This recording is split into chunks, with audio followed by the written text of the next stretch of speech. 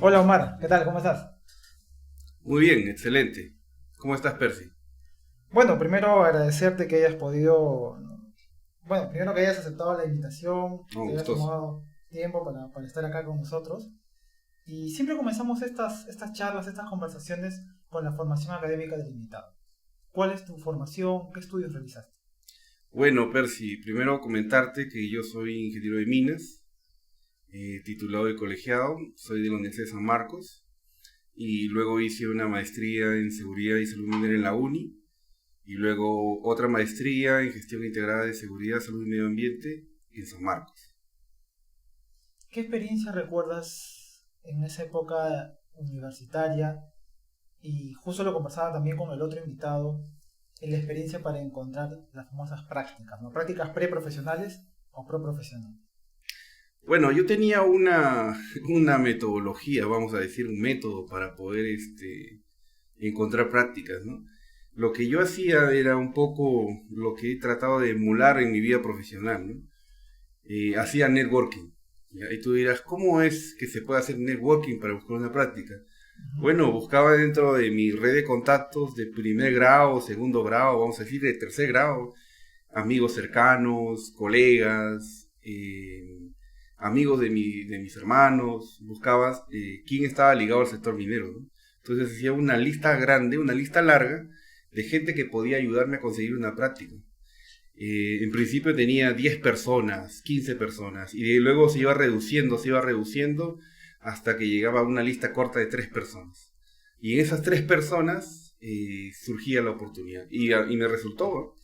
Fui 3 años consecutivos a hacer prácticas. 3 años consecutivos. Sí, Normalmente lo en los hacemos en, veranos. claro, pero normalmente lo hacemos en octavo o noveno ciclo, ¿no? Pero tú leíste de séptimo, octavo, noveno, algo así. Sí, pero lo que pasa es que mi universidad en esa época, cuando yo estudié, era anual. Entonces lo Ah, hacía finalizando tercero, cuarto y quinto. Entonces tuve la oportunidad de irme de prácticas haciendo eso que te comento, ¿no? ¿y a qué minas o qué zonas visitas? Me tocó hacer una práctica en Raura, me tocó hacer Mm, una práctica en Atacocha y me tocó hacer prácticas en Volcán, Cerro de Pasco, en el Tajo Raúl Rojas, cuando claro. todavía existía, ¿no? Ya está cerrado ya. Conversando con otros compañeros, hay mucha gente que se desencanta porque eligen la carrera de ingeniería en minas, pero nunca han pisado una mina, ¿no? Comienzan a llevar los cursos, todo, hacen las prácticas y mucha gente que se desencanta, ¿no? O sea, ¿cómo fue, digamos, tu primera vez pisando una mina? Una mina subterránea, porque Raura Claro, es subterránea. claro, fue algo bien, bien complejo, ¿no? Bien duro, porque, bueno, no sé si sabes que Raura es una mina que está Sí. bastante alta, ¿no? Entonces sí fue difícil, pero bueno, ahí aplicas un poco lo que es la resiliencia, ¿no? Y un poco la adaptación que puedan tener las personas a diferentes, que me ha servido más adelante en mi vida profesional, ¿no? Para adaptarte a situaciones límites o situaciones complejas, donde puedas tener grandes problemas y tratar de enfocarte en la solución. Creo que el tema de adaptación es importante para la carrera, ¿no? O sea, Y que para digamos, este país también. y para este país, el Sí, tema o sea, tremendamente. digamos, estás en la universidad o en la costa, por ejemplo, ¿no? Y te vas a una zona, una condición totalmente complicada, adversa, como es la zona altoandina. Claro, Eh, pero te digo un poco, y bueno, lo vamos a ver más adelante tal vez en nuestra conversación. Eh, Eso es una idea más que todo entre Perú y Chile, vamos a decir, ¿no? Donde la mayoría de nuestras minas están en las zonas altoandinas, ¿no? O en zonas altas, ¿no? Pero fuera de Perú y Chile, es totalmente diferente, ¿no? Y a mí me ha tocado experimentarlo, ¿no? interesante, interesante. Vamos Sí, a tocar más adelante sí, el tema de la minería en el extranjero, ¿no? Que sí, también ahí tienes experiencia. claro. Y ahora, digamos, terminas tu etapa como practicante, preprofesional, terminas la universidad, ingresas a trabajar ya como ingeniero. Claro, ingreso a trabajar como ingeniero un poco con la duda que tiene mucha gente, ¿no? Que sale de la universidad y comencé a hacer operaciones mineras, ¿no? Comencé como un contratista, trabajando en operaciones mina, luego haciendo un poco de costos, o sea, como que me costaba encontrarme, ¿no? Como le pasa a la mayoría Claro, de claro. colegas, ¿no? Que no se encuentran, ¿no? Porque en la universidad no hay, o bueno, en mi época, no sé si en tu época, pero no hay una forma de ubicarse, ¿no? Ahora es más común, ¿no? Como un test vocacional, algo así, ¿no? Pero un Para, test vocacional dentro de la misma dentro carrera, ¿no? de la carrera, así es. Donde la gente pueda ubicarse y pueda tener un sentido y decir, no, esto me gusta, esto deberíamos hacer, ¿no? No, no hay eso, ¿no? Entonces es un poco prueba y error y ver o por lo menos ver qué es lo que a uno le gusta y se va ubicando, ¿no? Entonces es un poco difícil, ¿no? Porque puede tomar algún tiempo, para algunos es más fácil, ¿no? Porque es la gente que ya sabe lo que quiere, ¿no? Y a veces no siempre es así, ¿no? Sí, esta etapa creo que es bien como que la nebulosa, ¿no? Sales de la universidad, hay muchas especializaciones, ¿no? Como decía, geomecánica, ventilación, operaciones, pero no sabes, digamos, a cuál eres afín, ¿no? A cuál tienes más afinidad.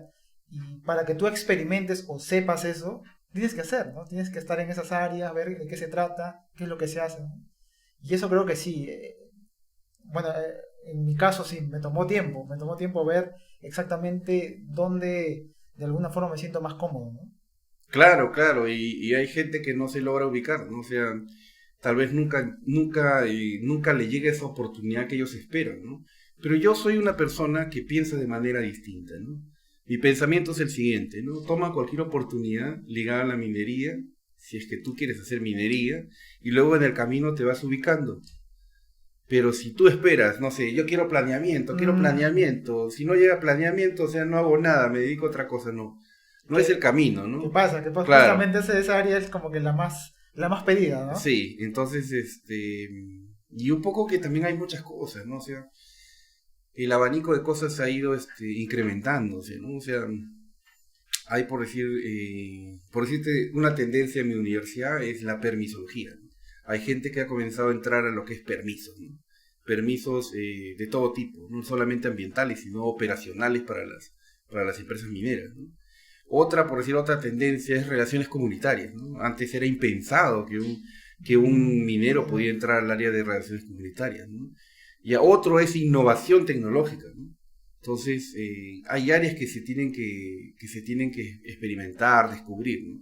Entonces, yo creo que hay una mayor oportunidad, ¿no? Si nosotros solamente nos centramos en las áreas tradicionales, Mm, yo creo que no vamos a enfocarnos bien, ¿no? sí. Y ahora esta pasión, por decirlo así, o esta afinidad con el área de seguridad, ¿cómo llega? ¿Cómo se da? Y tengo entendido que hasta ahora te dedicas a eso, ¿no? Ya, mira, yo trabajaba en Graña y Montero, trabajaba en Orcopampa, ya, y yo me fui de ese trabajo y me vine a Lima. Ya. Te hablo del año 2008, ya, y me metí a hacer una maestría en seguridad minera en la UNI.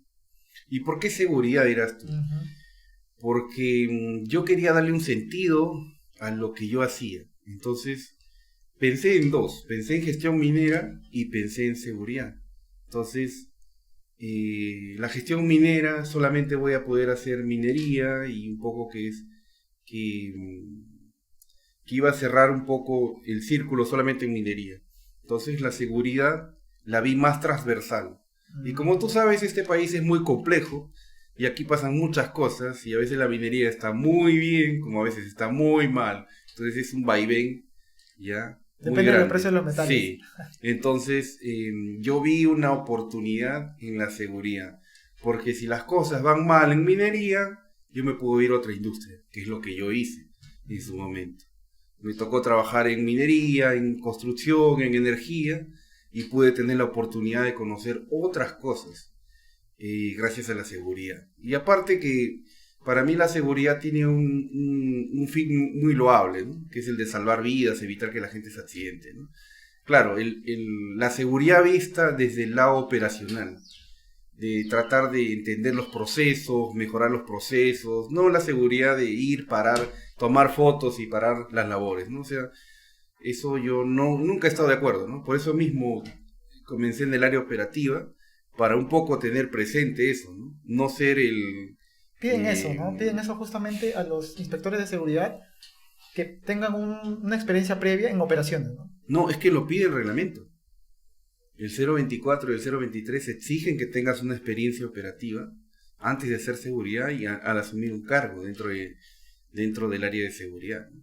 Un poco para que entiendas cómo son los ¿Cómo son los procesos procesos? y un poco para que puedas correlacionar con los riesgos críticos y cómo esto puede ayudar primero a salvar vidas, prevenir accidentes, pero también entender el negocio minero, porque la minería es un Es un negocio, negocio. donde la minería, por decir, no es que la mina hace seguridad, la mina es un negocio para ganar dinero. Entonces, no todos lo pueden entender eso, ¿no?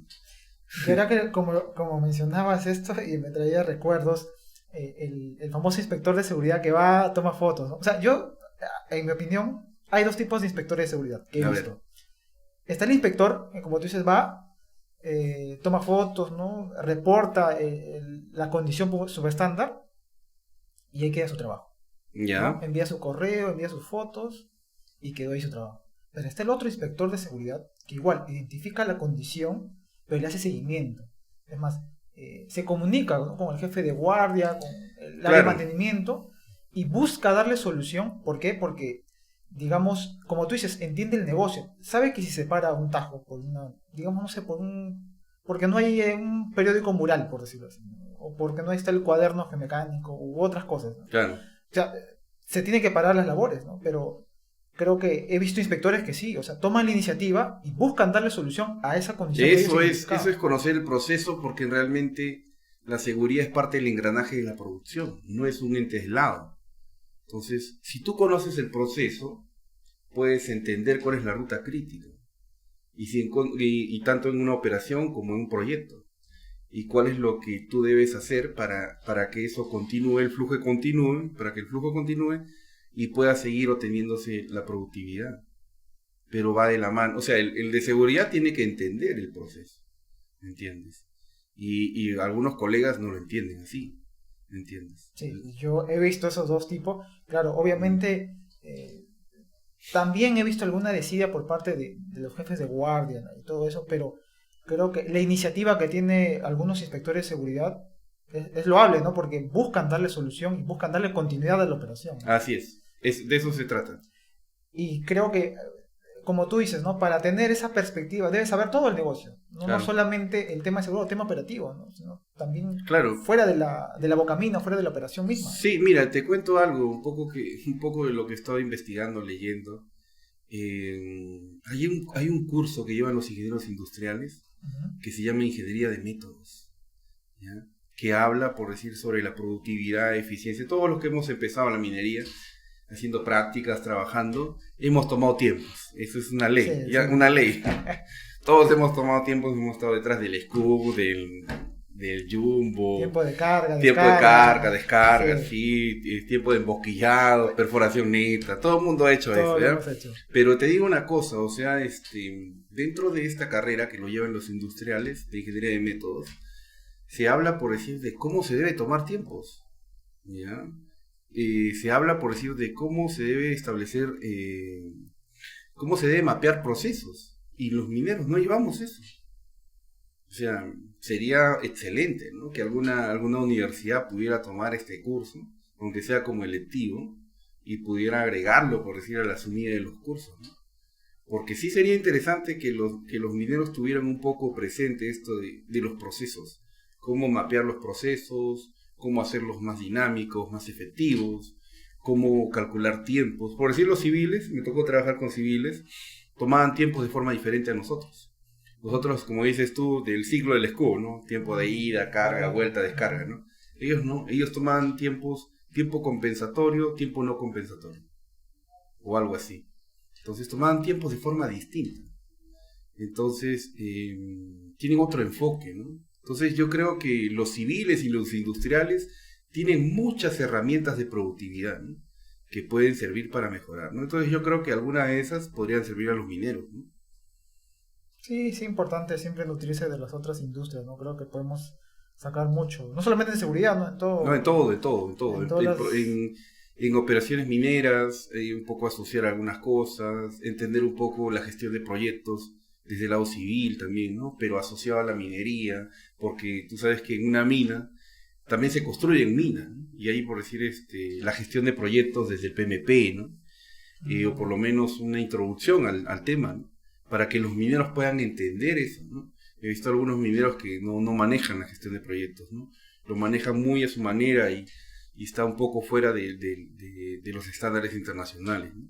Que sería muy oportuno que los mineros manejaran esto, ¿no? Y hablando del tema de los inspectores de seguridad, Omar, otro tema también, no sé si llamarlo o reto, que he visto es el tema de capacitaciones. Ya. Ahora, a raíz de la pandemia, creo que ha cambiado el tema de capacitaciones, ahora es virtual, ¿no? Pero el 024, hablando también del 024, te exige, ¿no? Un número de horas, es el anexo 4, 6, ¿no? 6 que te pide, digamos, capacitaciones específicas, ¿no? En Claro. temas específicos. Pero yo lo que he visto en operaciones, que esas capacitaciones no son efectivas. No en todos los casos, pero creo que muchos obreros no lo sienten así. Es más como que rellenar un formulario, ¿no? Cumplir unas horas, pero no lo ven como una fuente de conocimiento. Esa es mi perspectiva. Pero no sé qué piensas acerca de las capacitaciones. Eso ha cambiado mucho, ¿no? Te diré, mira, un poco, yo tengo 44. Entonces, cuando yo tuve los primeros contactos con la seguridad fue en la universidad y existía el 046 del 2001, ¿no? Y solamente hablaban de capacitación, no hablaban de obligatoriedad ni nada. Entonces, se hacían las capacitaciones muy de vez en cuando en las minas. Luego, salió el 055 en 2010. Entonces, ahí sí había una matriz muy grande sobre cursos, me parece que era el anexo 16. Y habían por puesto de trabajo y toda la cosa, y toda la gente estaba metida en los cursos. Yo creo que ayudó mucho esa capacitación a reducir la accidentabilidad mortal en el Perú. Ya, no sé cuántos creo que no lo han dicho muchas personas, pero creo que sí. Para mí sí contribuyó a reducir la accidentabilidad mortal. Ya. Entonces, y luego ya se ha reducido esto, en el 024 ya son 4 horas, 3 horas, 2 horas, y se ha hecho una matriz más corta también, ¿no? De 20 cursos, en el anexo 6.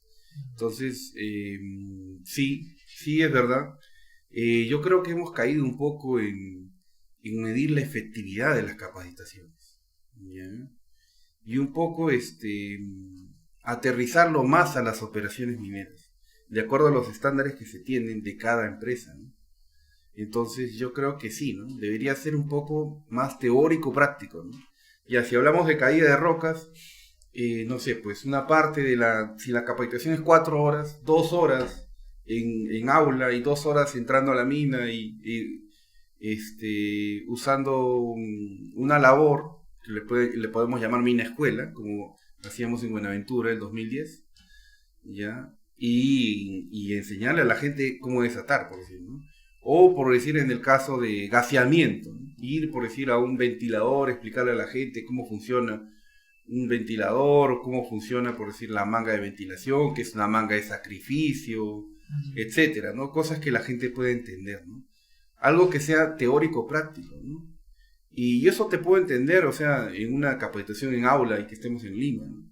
Pero si la capacitación es en la mina y tienes la mina al costado, entonces deberíamos aprovechar todos los recursos disponibles, ¿no?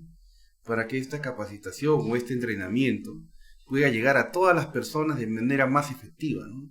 Y hacerlo un poco diferente a cómo está estipulado. No sé, ese es mi pensamiento.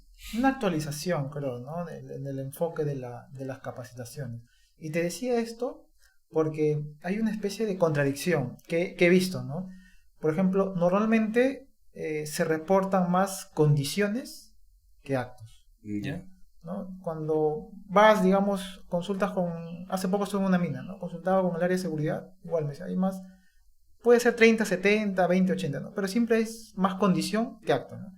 Pero cuando ocurre un accidente y hacen el análisis del accidente, la principal causa que sale es acto. ¿Y por qué tenemos esa contradicción? ¿No? Se reporta más condición, pero los accidentes más se dan por tema de actos, de comportamiento. Es que si te das cuenta, los actos son producidos por las personas. ¿Estamos de acuerdo? Ya. Pero las condiciones, ¿quién ocasiona las condiciones? ¿No lo ocasionan las personas también? Entonces llegamos igual a las personas. O sea, técnicamente las personas generan los actos y también generan las condiciones. ¿Ya? ¿Por qué? Porque, por decirte, tú eres un jefe de guardia, trabajas en el turno día, ¿ya? Estás en un frente de... estás trabajando en una rampa, vamos a decir, trabajamos en avances. ¿Ya? Y tú, por decirte, eres el de día, yo soy el de noche. ¿Qué es lo que haces? ¿Quieres salir rápido? ¿Quieres hacer tu chamba rápido? Perforas, vuelas, disparas, sale el disparo y llenas las cámaras de cargueo y volteo que tienes atrás para no llevarlos hasta el botadero de desmonte. O sea, estamos en desmonte. ¿Ya? Entonces, ¿qué es lo que haces? Y yo entro al turno siguiente, en el turno de noche, ¿y qué es lo que yo encuentro? Las cámaras de cargueo y volteo llenas. Entonces, ¿qué es lo que ocasionaste tú? Una condición para mí. ¿Y quién lo ocasionó? Una orden tuya. ¿Te das cuenta?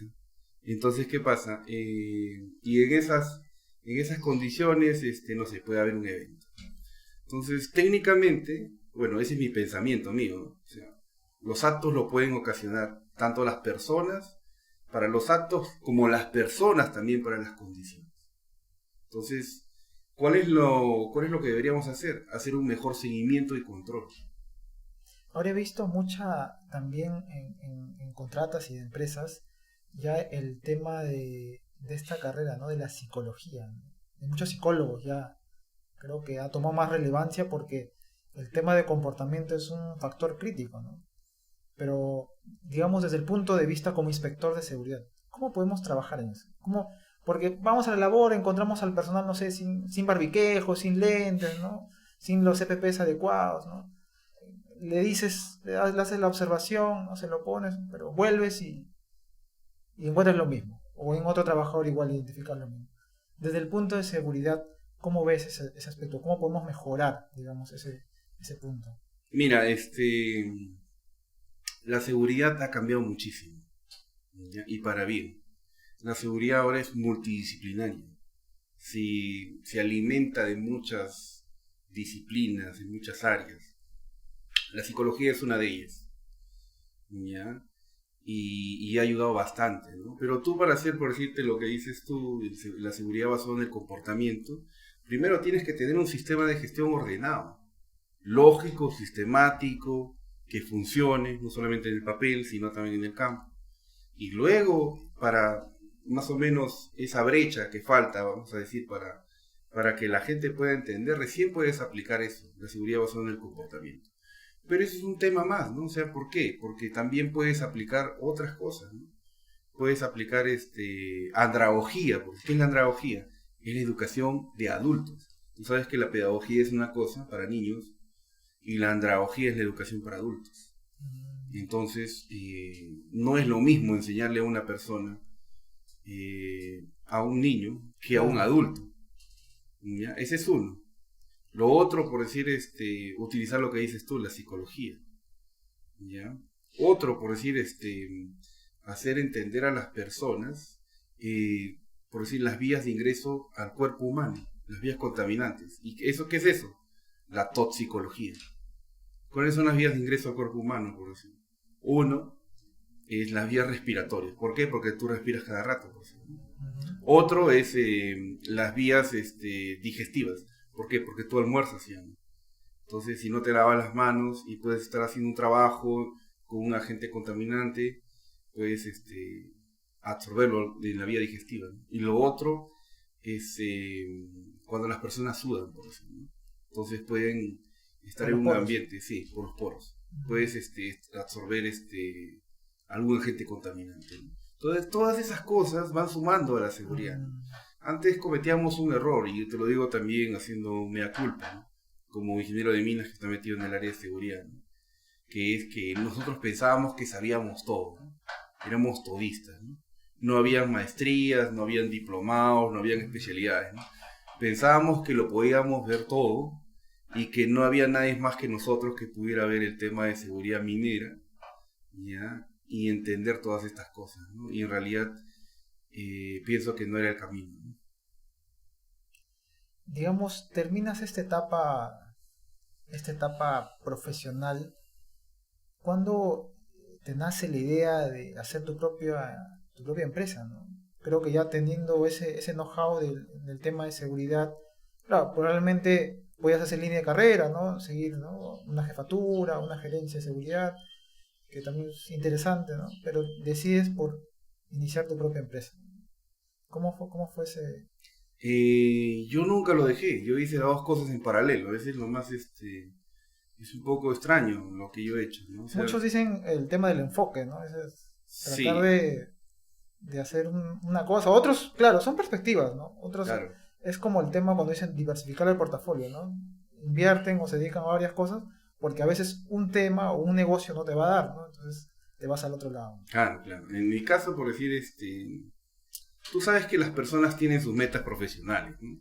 Tú estudias una carrera, en este caso ingeniería de minas, y quieres ser, no sé, pues, jefe, superintendente, gerente de una operación o de una especialidad, no sé, pues gerente de planeamiento, de seguridad, etcétera, ¿no? Yo también tenía esas ambiciones, ¿no? Entonces, luego que salí de Buenaventura, de Uchuchacua, eh, tuve la oportunidad de trabajar en un proyecto hidroeléctrico en energía. Conocí extranjeros con los que trabajé y un poco abrí un poco la mente, ¿no? El 2011. Entonces, en esa época nadie se usaba LinkedIn, ¿ya? ¿Ya? Nadie se usaba LinkedIn, per se. Estoy hablando del 2011, o muy pocas personas. Entonces, a mí se me ocurrió hacer mi empresa consultora en paralelo con mi labor profesional, ¿ya? Y comenzar a usar el LinkedIn, ¿ya? Ese es uno. Y lo otro es, tuve la oportunidad de trabajar en energía, luego en construcción, poco aprender muchas cosas, ¿no? Entonces, yo creo que es una decisión, ¿no? Hacer, como dices tú, ¿no? O hacer, por decir, las cosas al 100% como independiente, con tu consultora, tu emprendimiento, Ujú. como trabajar como hice yo, ¿no? 50-50, ¿no? 50 emprendedor, 50% Empleado. emprendedor, 50% Empleado. empleado, ¿ya? Mm. Ya es un poco lo que dice Kiyosaki, ¿no? El empleado, autoempleado, el cuadrante del flujo Sí, del dinero, sí, sí, sí. dueño del negocio, inversionista, ¿no? Inversionista. Ya, pero o sea, en este caso yo hice las dos cosas, ¿no? Entonces, es un poco, es una decisión, ¿no? Las personas toman decisiones todo el tiempo, ¿no? Algunas pueden ser buenas, otras pueden ser malas, no hay un camino correcto, ¿no? Justo lo discutíamos con otro invitado igual, o sea, nadie tiene la receta del éxito, ¿no? Creo que Claro, cada uno forja su camino y en ese proceso, ¿no? Vas identificando muchas cosas, ¿no? Y esta experiencia, digamos, ya con tu consultora, cómo te fue? O sea, hasta ahora obviamente sigues trabajando con esta sí, consultora. sí, claro, sí, me ha ido bien, o sea, aproveché como empecé el 2011, aproveché la ola del 0.55 con las capacitaciones Mm. y comencé a hacer capacitaciones en algunas minas, en algunos clientes, y luego también hacía implementación, justo por ahí nomás salió la ley 29783, la ley de seguridad del 2011, ya que lo sacó Humala. Antes de eso, con el Ministerio de Trabajo yo había trabajado con el Decreto Supremo 009-2005, Reglamento de Seguridad y Salud del Trabajo. ¿Que tú sabes por qué salió? Porque Estados Unidos, para firmar el Tratado de Libre Comercio, le pidió al Estado peruano un reglamento de seguridad o una norma de seguridad para que ellos puedan asegurarse que, bueno, como parte del tratado, ¿no? Le pidió documentación, ¿no? Y ellos le enseñaron el Decreto Supremo 042F del año 64. Dijeron, no, esto es muy antiguo. ¿Ya? Entonces sacaron una reglamentación que fue el Decreto Supremo 009 2005 TR, o sea, del Ministerio de Trabajo. Entonces lo sacaron. Ah, ya, esto está bien. Claro, que hubo un poco, se copiaron un poco de la ley de prevención de riesgos laborales de España, ya del 95, pero bueno, hubo un punto de partida. Entonces, después del 2005, eso lo tomaron como punto de partida para la ley de seguridad del 2011. Entonces, justo el 2011, yo el 2011 formando mi consultora, la ola del 055 con las capacitaciones, dije, este es un buen momento. Y ahí hice mi consultora. A pesar que yo estaba trabajando todavía era un empleado, pero también tenía una consultora. Y podía un poco mantener esas dos cosas, ¿no? Esa fue más o menos la decisión, ¿no? O sea, 50-50, ¿no? Un poco perseguir mis sueños de querer tener Un negocio propio. un negocio propio, pero también perseguir mis sueños profesionales, de tener una jefatura, de ser jefe, gerente, llegar a un estatus profesional importante, ¿no? Claro. O sea, iniciaste la empresa, digamos, con capacitaciones. Sí, Pero e ahora, implementación. ¿qué servicios, o sea, qué servicios brindas, digamos, al sector? Ahora en este momento, Ahora, claro, ya con mucho más experiencia, creo, sí. conociendo más el mercado. Claro, lo que estoy metido es un poco en lo que es supervisión de seguridad y salud en trabajos críticos. Ya, también Paradas de planta, por ejemplo. sí, sí, eso. También estoy metido en lo que es digitalización de procesos. Mm, Ya, usualmente la gente tiene muchos registros, o sea, por decirte, tú eres jefe de guardia, Percy. Llenas, por decirte, al inicio de guardia, llenas un mm, IPRC, ¿ya? El IPRC continuo. ¿Ya? Llenas una orden de trabajo, en el reparto de guardia, ¿no? Una orden de trabajo. Tu petar, también ya. llenas. Tu permiso escrito de trabajo de alto riesgo, llenas. Todo llenas varios papeles. ¿Ya? Luego llegas a la labor y hay un checklist de operación. Mm, ¿Ya? Entonces todo eso firmas, son un montón de papeles. Imagínate eso cada guardia. Y después, ¿qué pasa con los papeles? Los papeles se pierden. Entonces, un poco lo que yo he recogido es que los registros se deben mantener. ¿Qué es lo que hace? Mira, ¿qué es lo que hace la gente de seguridad con los registros? Vamos a poner que este es un registro, ¿ya? Que estos sean los registros, los tres, ¿ya? ujú, ¿Ya?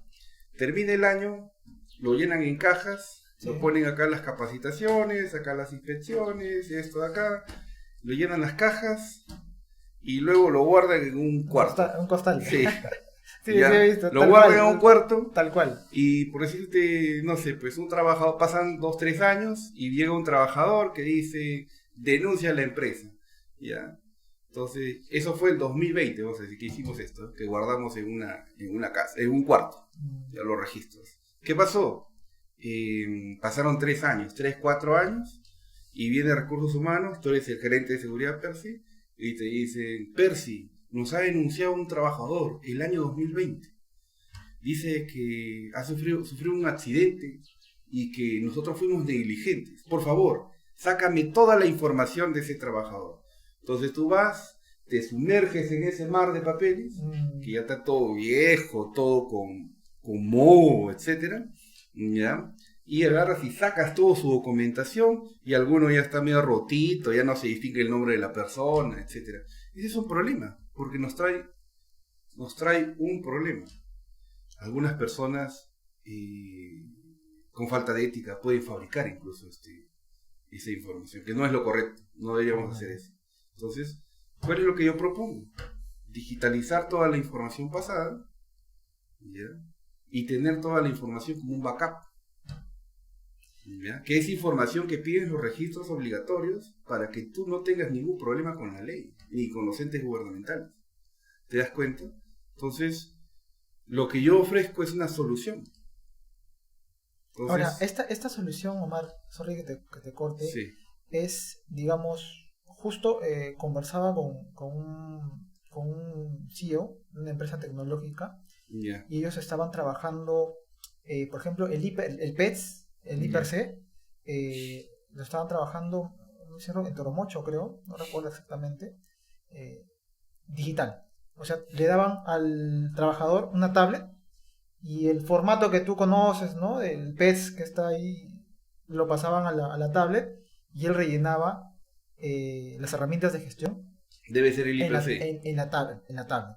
Ya. Entonces, bueno, hay muchas ventajas al tener digitalizado, ¿no? Sacas información No, sin está tramitar bien, pero yo por información. decirte, ¿qué es lo que yo propongo? Ujú, Lo que yo propongo es que toda la información anterior la pueda digitalizar y ponerla en un repositorio, primero. ya. ¿Ya? Porque esa información se pierde, son papeles. ¿Ya? Entre el ratón, se come, etcétera, ¿no? Entonces, digitalizar todo eso y tenerlo como un repositorio primero. Segundo, en adelante, poder tener, siempre y cuando sea posible, esa palabra tiene que caer. O sea, tiene que caber, o sea, y ahí yo utilizo un poco mi experiencia, porque tú sabes que hay operaciones mineras que no tienen buen internet. ¿Ya? O sea, no podemos pensar como que las condiciones son ideales para todos. Uno que conoce la mina sabe cómo son las cosas, sí. Aterrizas un poco, ¿no? Hay cosas que sí puedes digitalizar completamente y hay cosas que no, que van a seguir siendo, vamos a decir, convencionales o analógicas, vamos a decirlo así, ¿no? Entonces, un poco entender, ¿no? O sea, no es lo mismo un software a 5.000 metros de altura con internet limitado, con internet satelital, que aquí en Lima, ¿no? En Surco, vamos a decir, ¿no? Entonces no es lo mismo, ¿no? Entonces debemos entender eso para poder tener una perspectiva más global sobre el tema, ¿no? Ahora, el tema también de digitalizar es un trabajo manual y como tú dices, o sea, la cantidad de herramientas de gestión que se generan en una guardia, o sea, ni siquiera estamos hablando de un día, sino de una guardia, imagínate. Es un montón de hojas y yo recuerdo cuando estaba en Mina, hay un asistente administrativo, ¿no? Que se encarga asistente de... Soma. Así es. También le sí. ponen digitalizador, o sea, bueno, tiene varios nombres. Facilitador también, exacto. Entonces, hay una gran cantidad de información, pues, ¿no? Entonces, claro. Requiere recursos también. Claro, justamente en eso estoy enfocado, ¿no? Estoy enfocado haciendo unos prototipos para ver esos temas, de digitalizar la información, no solamente de seguridad, también estaba pensando en operaciones mineras, ¿ya? Pero estamos hablando de controles operativos, ¿ya? Vamos a decir, no sé, pues, el reporte de voladura, o el reporte de perforación, ¿ya? Que en subterráneo no es tan común, ¿no? Pero en tajo abierto es más común tener un reporte de perforación, un reporte de voladura, tener, por decirte, información a la mano, etcétera, ¿no? Y esos papeles también igual se pierden, pues. No creas que claro, se tienen a la mano siempre. El tema de capacitaciones también, y te cuento un caso también que viví, ocurre un accidente, un evento no deseado. Ya. Lo primero, aparte de las herramientas de gestión, buscan si la persona ha sido capacitada claro. en ese tema, ¿no? O sea, por ejemplo, si ha sido un accidente de caída de rocas, ¿no? Sí. O sea, ¿cuántas horas de capacitación ha tenido ese personal? Así es. En de caída de rocas. Claro. ¿Y qué haces? Otra vez te sumerges en el mar de... Claro, la idea es buscar por ahí, ¿no? Tener digitalizado todo, buscar ver si cayó. Exacto. Recibió tantas horas de capacitación de tal curso, se le repartió su equipo de protección personal, le repartimos esto. ¿Por qué? Porque si tú vas por decir al SAP, el SAP te dice que Percy sacó, o sea, que la empresa compró, no sé, pues 80 cascos y que queda en stock 40 cascos y lo sacó una sola persona. Entonces no te dice a quién fue, ¿ya? Solamente dice el usuario que entró y sacó las cosas. ¿Te das cuenta? Entonces, pero lo que acabas de mencionar es justamente algo que no he visto, Mar. O sea, no he visto una página o una plataforma en donde tú puedas colocar, ¿no? Tipear tu nombre, ¿no? Omar Párraga. Sí. Y te saca todo. Es Así más, es. Te saca las imágenes, o sea, las evidencias en físico. Claro. No he visto esa plataforma. Claro, es que a eso voy enfocado justamente porque no hay. Entonces yo lo veo como una oportunidad, ¿no? Sí. Ojalá que nomás que no me roben la idea, ¿no? No, o sea, pero eso creo que no es de ahora, o sea, de muchos años atrás no se tiene esa información. Y el tiempo que te demora en sumergirte en este almacén, ¿no? A buscar estas... Y es más, agarras una lista de capacitación que tienen 20 ítems y buscar el nombre. Claro. ¿no? Por eso justamente estamos entrando a una era de la Big Data, vamos a decirlo así.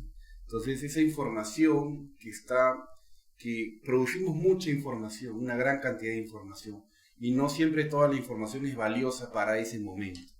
Pero más adelante esa información sí puede ser valiosa, porque tal vez tenemos, como te digo, una denuncia de un trabajador, o tenemos algún problema que subsanar, o la comunidad dice que no hicimos capacitación a la gente de la comunidad, entonces yo agarro y busco ahí, o sea, y listo, y saco la información, y acá está la evidencia, y tengo toda la mano, ¿no? Tú sabes que a veces vivimos en una cultura de la inmediatez, y la inmediatez nos permite, nos obliga que tengamos todo a la mano. ¿Ya? Entonces, eso es lo que yo entiendo. Entonces, entendiendo eso, yo dándole una herramienta que pueda ser versátil y útil para ellos, esto creo que va a ir para adelante.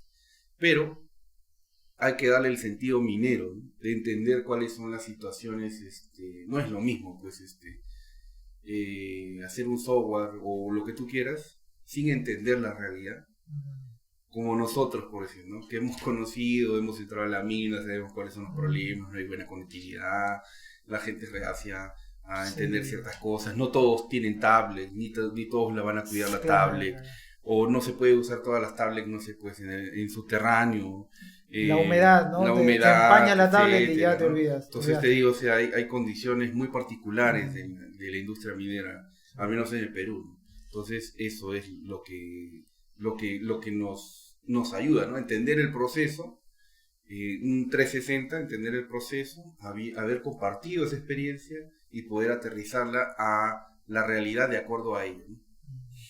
Y aparte también eso hay que agregarle que al tener todas estas herramientas de gestión digitalizadas, también puedes, ahora con las tecnologías de información, puedes analizar esa información y en base puedes sacar conclusiones bien interesantes, ¿no? De una zona, no sé, digamos cuál ha sido los reportes de un crucero, de un bypass, ¿no? Lo más resaltante. O sea, mucha información que puedes sacar de esas herramientas de gestión que se pierden, ¿no? Al tenerlos en papel, pero le podemos sacar más provecho al digitalizarlo.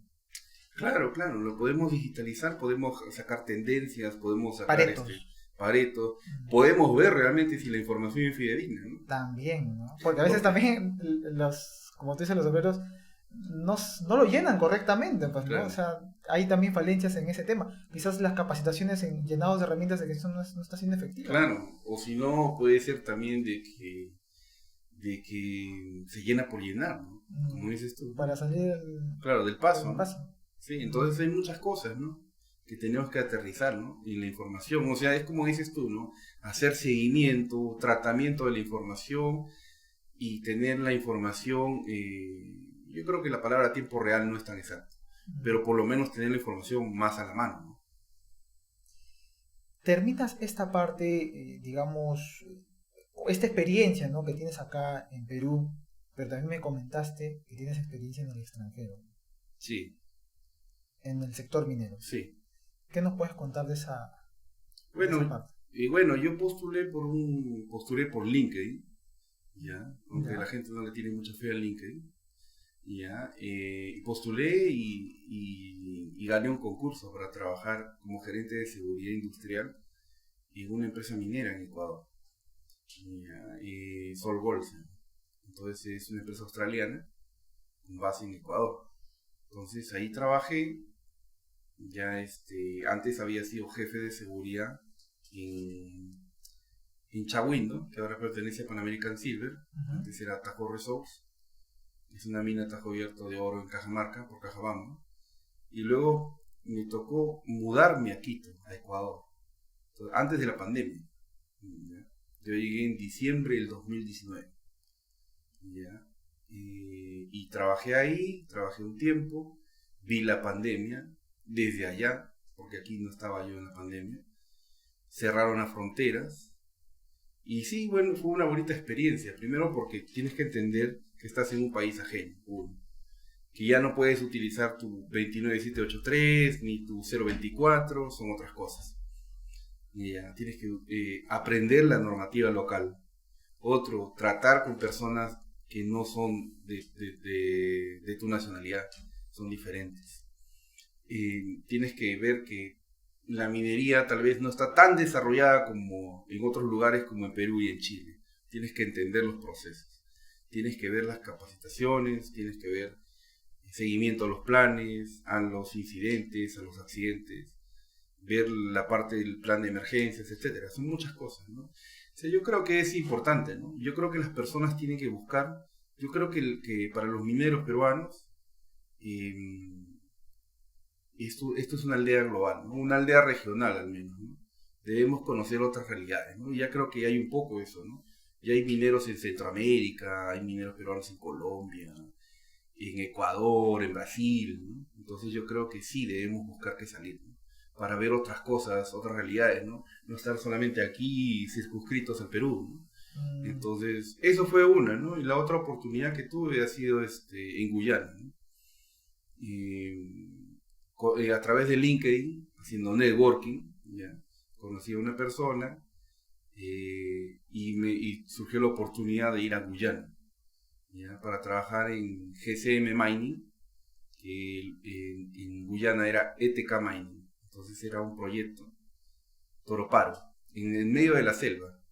¿Te puedes imaginar? En el caso de Ecuador también era una zona en la costa, era un proyecto en tipo costa, pero que parecía más selva, porque todo era verde. En el caso de Guyana, era en el medio de la selva. Imagínate, las casas eran de madera, todos hablaban inglés, hacía un calor terrible, a las 6 de la mañana había 35 grados, y ya 6 de la mañana. ¿Ya? Entonces, una realidad totalmente diferente a cómo nos hemos acostumbrado, ¿no? Porque nosotros tenemos asociados que la minería es en el frío y es en la altura, entonces esto te saca del cuadro, ¿no? ¿Ya? Igual también, ¿no? En el caso de Quito, cuando me fui a vivir a Quito, en Quito, por decirte, nosotros tenemos la idea de Quito es más o menos la altura de Cajamarca. Cajamarca es 2700, Quito es 2850. Entonces nosotros tenemos la idea que en la sierra no hay rascacielos, no hay edificios grandes, ¿ya? Como acá en Lima, vamos a decir, como La Begonia. Entonces en Quito no. Quito, como es capital, hay edificios de 30 pisos, 20 pisos. Te saca el cuadro, ¿ya? De que haya una ciudad en la sierra que tenga edificios. Tipo Bogotá, no sé si conoces Bogotá. Pero te saca el cuadro eso, ¿no? Entonces, entender, ¿no? Que no siempre es, por decir que todo es altura, ¿no? O sea, que no todas las minas están en altura. Es lo que conocimos acá, ¿no? Pero es cuando tienes una perspectiva ya global, ¿no? O sea, ves otras realidades. Yo recuerdo, y algo que también decías, cuando trabajaba en una mina, bueno, también estaba en la zona de sierra, venía esta empresa, ¿no? Esta empresa tenía unidades en Bolivia, tenía unidades en Argentina, y los bolivianos y argentinos venían acá, a Perú, justamente para, de una forma, capacitarse, ¿no? Aprender de la metodología, del método de explotación, del sistema que utilizamos, ¿no? Y a veces no lo vemos tanto así, o sea, al menos en la región y también quizás a nivel mundial, somos referentes, ¿no? Sí, claro, no nos damos cuenta porque estamos acá, dando vueltas. Sí. O sea, cuando venían estas personas, tú le hablabas cosas cotidianas, ¿no? Como ahorita estamos conversando, ¿no? De lo que pasa, ¿no? Y ellos como que, wow, uy, es así, esto es así. Entonces, de alguna forma veías un asombro en ellos, ¿no? Entonces, para ti que algo es rutinario, es algo normal, sí, claro, sí. Entonces, y ellos un poco también te contaban cómo es lo que es la minería en su país. Sí, es ¿no? increíble, ¿eh? Yo también tuve la oportunidad de ir a Argentina, a una mina, te cuento, haciendo una consultoría, porque ese fue también de consultor. Y ya me fui hasta Río Turbio, ¿ya? Que está al sur de Argentina. O sea, Argentina es tan grande que tomas un avión en Buenos Aires, 4 horas en avión, ¿no? ¿Ya? Y aparecías en un aeropuerto que todavía era Argentina, y de ahí llegaba a la mina. Era una mina, Yacimientos Carboníferos Río Turbio, una mina de carbón, ¿ya? Con rieles, con fajas, era todo con fajas, y había como una especie de minadores continuos. Todo era uniforme, bonito era, porque todo era, la veta de carbón era todo muy uniforme, ¿no? Pero te digo, o sea, otra realidad, ¿no? Como era una mina del gobierno, nadie trabajaba, ¿no? Llegabas tú a las oficinas, la gente estaba tomando mate, fumando, entrabas a la mina, habían 2 personas, y en el bus que trasladaba del pueblo a la mina, habían 3, 4 personas, todos estaban haciendo la finta como que estaban trabajando, pero no trabajaba nadie, ¿no? Una cosa increíble, ¿no? O sea, para nosotros que tenemos un pensamiento de que todos deben trabajar, etcétera, es increíble, ¿no? Igual que me pasaba en Guyana también. En Guyana, por decirte, uno pues tiene, no sé si te ha pasado, uno tiene pues el pensamiento, o sea, tienes seteado ya en la cabeza que tienes que trabajar, dice pues 6 de la mañana, 7 de la mañana, le das hasta que da el cuerpo, ¿no? 8 de la noche, 9, 10, 11, ¿no? Le das, si tienes pendientes te quedas hasta las 10, 11, ¿no? ¿Ya? Si no, un día normal es 8, 9, ¿no? Vamos a decir así, ¿no? O sea, trabajamos 12, 14, 15, 16 horas, ¿no? Y tenemos esa costumbre y normal le damos, ¿no? O sea, no es un gran esfuerzo para nosotros, ¿no? Pero por decir en Guyana la gente trabajaba 5 horas. 5 horas. Sí. Ya, entonces me sorprendí. De cambio. No, Sí. o sea, acá las guardias, Sí. 4 de la mañana, 4:30 de la mañana, ya tienes que estar repartiendo haciendo el traslape, ¿no? Con la guardia de noche. Claro. Todo eso que me dices, sí, es así, acá es así. Pero te digo, o sea, Claro. pero cuando tú sales fuera, te das cuenta que la gente no tiene nuestra capacidad de trabajo, ¿no? O nosotros somos explotados, no sé. o realmente nos hemos acostumbrado así, ¿no? Es nuestro ritmo de trabajo, nuestro sello, ¿no? Como peruano, ¿no? O sea, en la industria minera, ¿no? ¿Y qué otras similitudes, diferencias has visto, Omar? Bueno, creo que estabas comentando el día del régimen laboral, ¿no? Pero ¿qué otras similitudes en método de explotación, en temas de seguridad? Yo creo que la seguridad está visto de manera mucho más tradicional, ¿no? Todavía fuera del Perú está visto todavía como que el de seguridad, el área de seguridad es el responsable que hubiera un accidente, o sea, lo que me ha tocado ver, ¿no? Como que no hay todavía no hay un entendimiento que la seguridad es parte, que todos lo tienen que hacer, ¿no? Todas las áreas, ¿no? Si no, ellos creen ¿Qué es el responsable? Que el área de seguridad es el responsable que no se hagan ciertas cosas, ¿no? Entonces no hay todavía vamos a decir, esa cultura organizacional, porque hablamos mal cuando hablamos de cultura de seguridad. En realidad es todo en la organización, donde está, uno de los temas es seguridad. Entonces, eso. Y hay una frase que siempre se repite, casi acá en Perú, ¿no? Sí. Que siempre, el responsable de tu seguridad Eres tú mismo. Y es más, he visto en algunas unidades, ponen espejos sí, y colocan, claro. ¿no? Él es el responsable de tu seguridad. Claro. ¿No? Y te reflejas ahí, ¿no? Claro. En empresa, sí, así que empresa estás. No podemos hablar de empresas, ¿no? Pero... No, normal. Podemos, sí. podemos hablar de las empresas, pero son, digamos, formas de eso, de concientizar a la gente de que no es el inspector de seguridad, no es el jefe de guardia, ¿no? No es el gerente de seguridad. Tú eres el que hace la seguridad, ¿no? Claro, pero eso se tiene que entender desde todos los niveles, no solamente desde los trabajadores, ¿no? Esto realmente viene desde más arriba, ¿no? Claro. Pero te digo, o sea, fuera del Perú no funciona así. O sea, hay muchas cosas. O sea, si tú vienes, por decirte, con tu experiencia peruana y lo extrapolas en otro lugar, lo más seguro es que fracasas. Porque no se pueden extrapolar experiencias de un lado a otro, porque son diferentes países, diferentes culturas, diferentes formas de ver la vida, de ver el trabajo.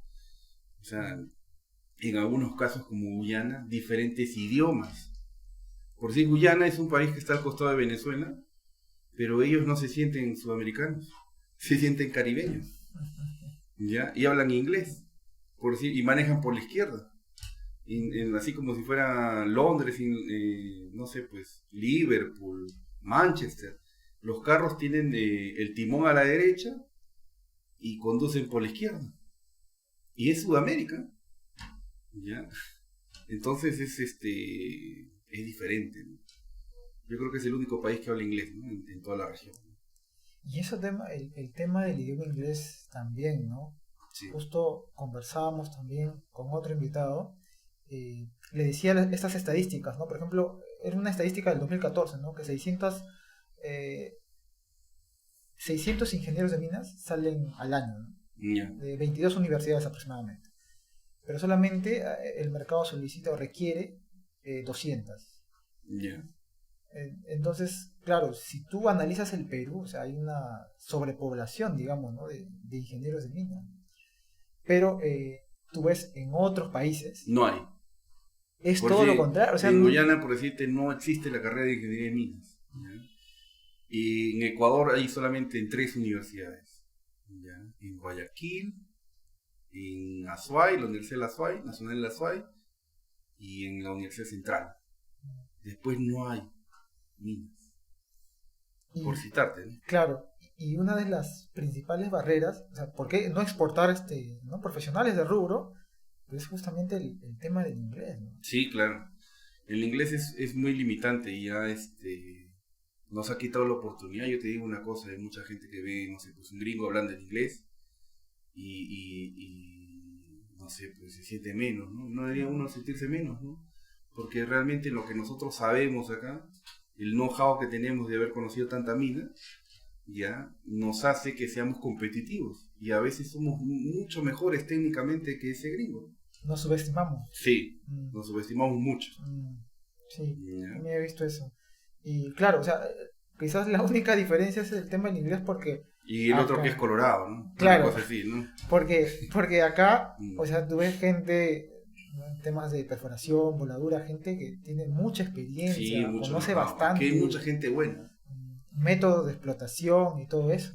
Sí, lo único que no tenemos acá, en el caso de método de explotación, en el caso del subterráneo, no tenemos minado masivo, salvo el sublevel caving que hay en Yauricocha. Después, yo creo que en el futuro va a haber minas con minado masivo aquí en el Perú, ¿no? No sé, más adelante tal vez Antapacay, Antamina, tal vez Goldfields. Sí, los tajos abiertos ahora se van Sí. como en Chile, ¿no? Como en Chuquicamata. Chuquicamata, Sí. así es. Claro, entonces yo creo que en el futuro puede haber panel caving o block caving, ¿no? Que no es ahorita somos los reyes del minado masivo, vamos a decir, ¿no? Selectivo, no masivo. Justo antes de entrar a este tema digamos, de la minería en el extranjero, estábamos hablando de la tecnología, ¿no? Y hablamos Sí. de esto de las plataformas, ¿no? ¿Qué has visto más? ¿Qué oportunidades hay viendo esta nueva ola, ¿no? De la tecnología 4.0, ¿no? En el tema de seguridad? Creo que hablamos del tema, estas plataformas donde podemos centralizar toda la información. Claro. Pero ¿qué otras cosas, Sí. digamos, has visto? Yo veo muchas oportunidades, ¿no? Veo muchas oportunidades en el caso, por decir, vi que hay una empresa donde trabaja un amigo que está probando una tecnología noruega, ¿ya? Que usaba unos TAP, ¿ya? Y esto lo vendieron como una idea hacia la productividad, bien pensado, ¿eh? No lo vendieron como seguridad, lo vendieron como operaciones mina. Entonces ponían estos tags, lo ponían en los equipos, ¿ya? Y sabían el posicionamiento sin Wi-Fi. ¿Sin Wi-Fi? Sí, ¿ya? Tenían una tecnología, ¿ya? Para ver, por decir, y también en las personas. Pero las personas, o sea, lo vendieron con el foco en los equipos, ¿ya? Entonces era como un posicionamiento donde estaban, etcétera, ¿no? Entonces lo vendieron los equipos, productividad y seguridad, bien vendido, ¿ya? Una empresa minera en el Perú lo tiene este proyecto, ¿no? Lo han implementado, ¿no? Y en Chile ya lo han implementado en 2-3 operaciones, ¿no? Ahora este amigo está en México viendo oportunidades con esta empresa que es chilena, ¿no? Con esta tecnología que es nació en Noruega, pero lo tomaron los chilenos y lo comenzaron a aplicar. Esa es una, ¿no? Dos, también el tema yo veo oportunidades también en lo que es capacitación online, pues, ¿no? Has entrevistado a un antecesor mío, que es un chico muy hábil, el ingeniero Omar Lozano, que es de la Universidad de San Marcos. Me parece un chico muy emprendedor, una persona muy apasionada, que él apostó por tener una plataforma, ¿no? Hice Academy, ¿no? Muy similar a Nube Minera, que es una plataforma chilena, ¿ya? Y él un poco tomó algunas cosas y comenzó a ir para adelante, ¿no? Entonces él ha tenido un éxito grande, no solamente aquí, él justamente tomó un poco las ideas, ¿no? Que no solamente las oportunidades son acá en Perú, ¿no? Sino también en países no mineros o países que también son mineros, pero que no tienen las exigencias, vamos a decir, o las cosas que tenemos acá, ¿no? Tú, por decirte, aquí tú quieres conseguir un libro de minería, te vas al frente de la UN, ya, estamos hablando del libro original, ¿eh? Y puedes conseguir un libro de minería, vacancia, ¿no? A ver, busca un libro de minería en Ecuador. muy difícil. Y en Guyana menos. Interesante ese punto de vista. Sí. Entonces no puedes tener acceso a la información. Entonces veo, por decirte, ahí voy dos, ¿no? Uno lo de los TAC, otro lo de la capacitación online. Otro tema también que veo es la oportunidad de implementar, por decir, la tecnología que utilizaba, que utilizan algunas empresas que hacen lo que es controles de fatiga y somnolencia y anticolisión, que ahora hay bastantes, ¿no? Sí, él justo, también lo entrevisté acá, Sí. es un emprendimiento, una empresa peruana que se enfoca en lo que es visión artificial. Y lo que hace es eso, ¿no? O sea, te identifica y por medio obviamente de algoritmos, ¿no? Redes neuronales, ves si estás cansado, ¿no? Si estás como que con Claro, sueño y manda una alerta, ¿no? claro, es que son varios. Unos tienen, por decirte, unas pulseras, otros tienen un cap, otros tienen una cámara en el camión Así es. gigante, y tienen muchas formas, ¿no? De ver, por decir, Muchas formas de atacar un problema, sí, que todas son válidas, ¿eh? tal cual. Ya, sí, entonces, eso por decir, ¿no? Eso también ha habido un avance bastante grande de eso. Y lo otro también es el tema de, por decir, una de las cosas que comenzamos a ver en mi experiencia, por decir, tú tienes una voladura, acá tienes una malla de voladura. Ujú. Entonces, ¿qué es lo que comenzamos a usar, por decir, una mina? Luces estroboscópicas. O sea, de esas que se prenden y se apagan, se prenden y se apagan, se prenden y se apagan. Entonces, en los vértices de la malla, para que los carros pasen y puedan visualizar que hay una malla y que no entren a la zona de voladura. Entonces, soluciones tan simples, ¿no? Pero que son válidas también, ¿no? Claro, claro, claro. Te resuelve un problema. Sí. Y, y ya viendo acá hacia futuro, Omar, quizás desde la perspectiva de seguridad, ¿qué crees que es lo que se viene para el tema de seguridad en los próximos años, ¿no? Quizás hay gente, profesionales que se quieren especializar en el tema de seguridad. ¿Qué les puedes recomendar? Yo les puedo recomendar que aprendan cosas operativas, ¿no? Que aprendan cosas operativas, que aprendan sobre los procesos en general y que le den bola a la tecnología, ¿no? Por decir, yo veo una de las cosas que yo veo en el futuro es que las minas van a estar con fibra óptica. Todas las minas, o por lo menos la mayoría de minas grandes, por lo menos las subterráneas, van a tener fibra óptica y vamos a tener, quién sabe, un Waze subterráneo. Para poder ver, por decir, dónde están los equipos, cuáles son las interferencias, porque ahora si te pones a ver así fríamente, no tenemos un control sobre las operaciones subterráneas, no sabemos qué está pasando. Entras a la mina y no tienes control. O sea, te pueden decir cualquier cosa y tú tienes que creer lo que te digan. ¿Entiendes? Pero no es lo mismo que tener, no sé, en el centro de control un control de operaciones, saber como un Waze qué está pasando en la mina, ¿no? Y ver, por decir, tomar previsiones, ¿no? Incluso para un accidente, no sé, o para la operación como tal, o la seguridad operacional, ¿no? Entonces hay cosas que yo veo que se vienen, ¿no? O sea, que se viene la digitalización, y que va a haber mucha más manejo de Big Data, ¿no? Y que debemos saber y aprender y tener esa capacidad para poder entender todo eso, ¿no? Claro, claro. Recuerdo que en Cerro Lindo ya tenían eso mapeado como proyecto, cablear toda la mina, ¿no? Por fibra óptica, ya estaban en planes también un centro de control, ¿no? Tipo dispatcher, haciendo el equivalente en Claro, tajo en abierto. Buenaventura y llevan control de operaciones, sí. Tienen varios, ¿no? Control de operaciones, centro de control, Mm. y eso, ¿no? Una vez que, digamos, tienes la fibra en toda la mina, prácticamente puedes saber en tiempo real la ubicación de tus scoops, ¿no? De las camionetas, de todos los equipos, ¿no? Claro, claro, y también saber, por decirte, cuáles son riesgos críticos, ¿no? Cuáles son riesgos críticos en tiempo real, ¿no?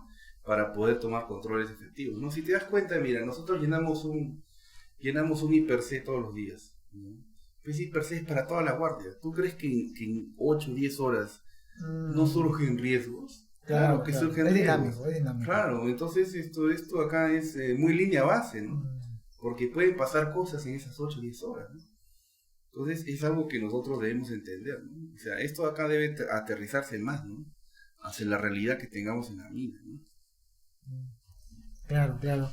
Eh, bueno, Omar, ha sido una conversación bien interesante. Creo que has aportado mucho, al menos a mí, has aportado muchas cosas que no lo tenía ahí mapeado.